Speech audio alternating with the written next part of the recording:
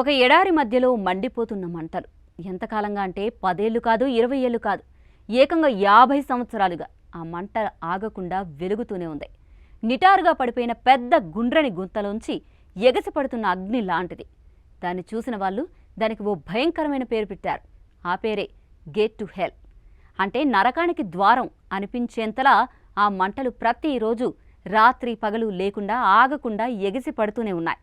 కానీ ఇప్పుడు ఆ మంట మసకబారిపోతుందట. ఇది నిజంగా ఆగిపోతుందా? ఇది ఒక ప్రకృతి శాపమా, మానవ తప్పిదం ఫలితమా? అసలు ఈ అగ్నిగుండం కథ ఏంటి? తుర్క్మెనిస్తాన్ అనే మధ్య ఆసియా దేశంలోని ఎడారి లోతులో ఈ భారీ గ్యాస్ గుంత ఉంది.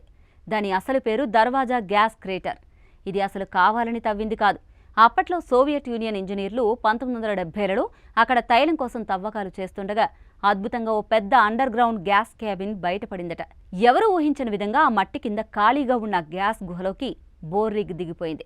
దీనివలన భారీగా మీథేన్ గ్యాస్ లీక్ అవ్వడం మొదలైంది. ఆ గ్యాస్ వాతావరణానికి హానికరమైందని, ప్రజలకు ప్రమాదమవుతుందని అనుకుని ఆ ఇంజనీర్లు ఆ గ్యాస్ని మంట పెట్టేశారు. కొద్ది రోజుల్లో గ్యాస్ పూర్తిగా కాలిపోతుంది, సమస్య తీరిపోతుందిలే అని అనుకున్నారు వాళ్ళంతా. కానీ తీరిందా? అసలు ఆగిందా? ఏమీ ఆగలేదు. ఆ మంటలు అప్పట్నుంచి ఇప్పటి వరకు 3.5 దశాబ్దాలుగా అలాగే మండుతూనే ఉన్నాయి. ఈ అగ్నిగుండాన్ని చూసేందుకు వేలాది పర్యాటకులు వెళ్లేవాళ్ళు.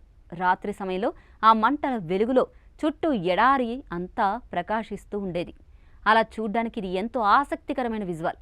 కానీ దీనివల్ల జరిగే నష్టం మాత్రం ఊహించినంత తీవ్రమైంది. మంటలతో గ్యాస్ వృధా అవుతోంది. మీథేన్ అనేది ఒక గ్రీన్ హౌస్ గ్యాస్. అది వాతావరణ మార్పులకు, ఉష్ణోగ్రతల పెరుగుదలకు కారణమవుతోంది. అంతేకాదు, ఇదొక విలువైన నైసర్గిక వనరు కూడా. దాన్ని ఇలా కాల్చేస్తూ వృధా చేయడం ఆ దేశ అభివృద్ధికి, వాతావరణానికి నష్టమే. గతంలో అప్పటి అధ్యక్షుడు బెర్దీ ముఖమ్మెదోవ్ 2010లోనే ఈ మంటలు ఆపాలని సూచించారు. 2022లో ఇవి మానవాళికి నష్టం కలిగిస్తున్నాయని, దీనివల్ల మనం విలువైన వనరులను కోల్పోతున్నామని, దీన్ని ఖచ్చితంగా ఆపాల్సిందే అంటూ మరింత స్పష్టంగా చెప్పారు.